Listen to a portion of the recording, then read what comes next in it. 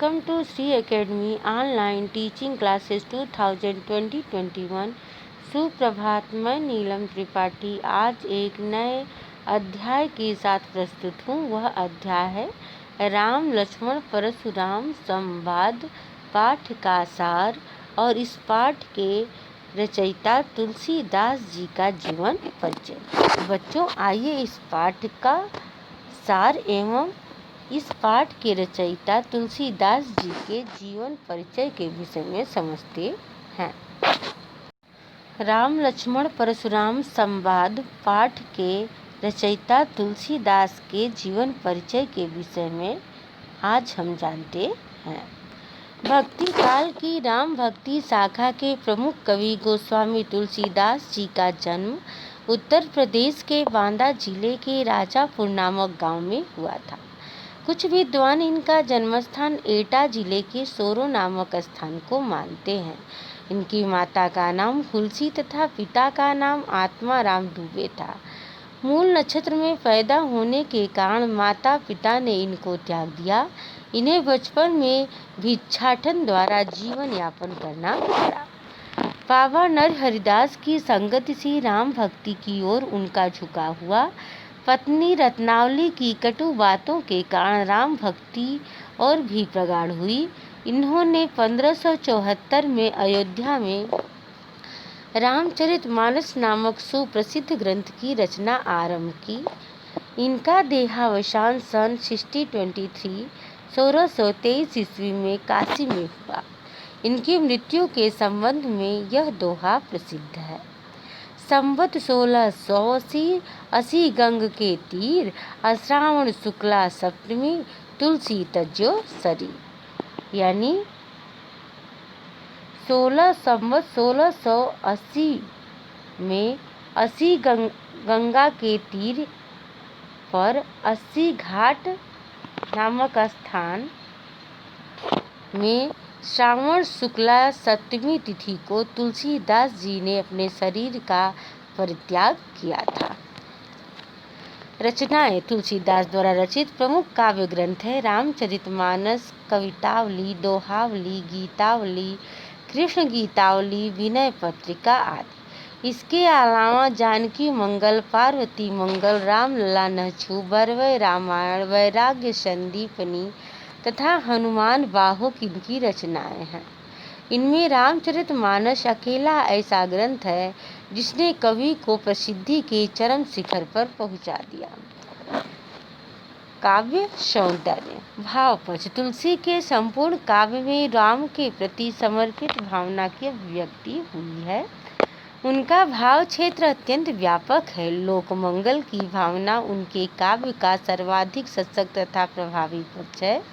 उनके काव्य में धार्मिक, सांस्कृतिक और सामाजिक दृष्टि की व्यापकता है। लोक जीवन का सरस तथा सहज चित्रण जैसा तुलसी के काव्य में है, वैसा अन्यत्र देखने को नहीं मिलता। कला पक्ष तुलसीदास अवधी तथा ब्रज दोनों ही भाषाओं के सिद्धस्थ कवि हैं। उनके काव्य ग्रंथ प्रबंध तथा मुक्तक दोनों ही रूपों में हैं। उन्होंने चौपाई, दोहा, सोरठा, हरि गीतिका, कवित्व पद आदि छंदों को रचना का आधार बनाया है। उनकी काव्य रचनाओं में एक ओर जहाँ शांत श्रृंगार, वीर, हास्य, करुण, रौद्र एवं वात्सल्य रसों का परिपाक है, वहीं दूसरी ओर अनुप्रास, यमक, उपमा, रूपक, उत्प्रेक्षा और दृष्टांत जैसे अलंकारों का स्वाभाविक स्वरूप देखने को मिलता है। राम लक्ष्मण परशुराम संवाद पाठ के सार को आइए समझते हैं। राम लक्ष्मण परशुराम संवाद नामक यह पाठ तुलसीदास द्वारा रचित महाकाव्य रामचरितमानस में संकलित है। इस अंश में सीता स्वयंवर के अवसर पर धनुष भंग होने के कारण क्रोधित परशुराम और राम लक्ष्मण के बीच संवाद का वर्णन है। स्वयंवर स्थल पर शिवजी का धनुष टूटने का समाचार जब परशुराम को मिलता है तो वे क्रोध से भर उठते हैं और स्वयंवर स्थल पर पहुंचकर धनुष भंग करने वाले को ललकारने लगते हैं। परशुराम का क्रोध शांत करने के उद्देश्य से राम ने उनसे कहा कि शिवजी का धनुष तोड़ने वाला आपका कोई सेवक ही होगा। यह सुन परशुराम ने कहा कि सेवक वह होता है जो सेवा कार्य करे। शिव धनुष तोड़ने वाले ने तो दुश्मन का कार्य किया है। जिसने भी इस धनुष को तोड़ा है वह अलग हो जाए, अन्यथा सभी राजा मारे जाएंगे। राम लक्ष्मण परशुराम संवाद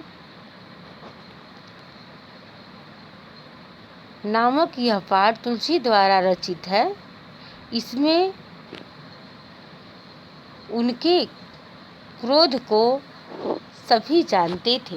परशुराम का यह बड़बोलापन सुन लक्ष्मण ने व्यंग्य पूर्वक कहा, बचपन में मैंने बहुत सी धनुइयाँ तोड़ी थी, तब तो आपने ऐसा क्रोध नहीं किया। यह धनुष तो बहुत ही पुराना है तथा जीर्ण था, जो छूटते ही टूट गया। इसमें श्री राम का कोई दोष नहीं है। यह सुन परशुराम का क्रोध और भी बढ़ गया और वे बोले, तुझे बालक समझ मैं तेरा वध नहीं कर रहा हूँ। तू मुझे मूर्ख मुनि समझ रहा है। मैं धरती से क्षत्रियों का नाशक तथा बाल ब्रह्मचारी हूँ।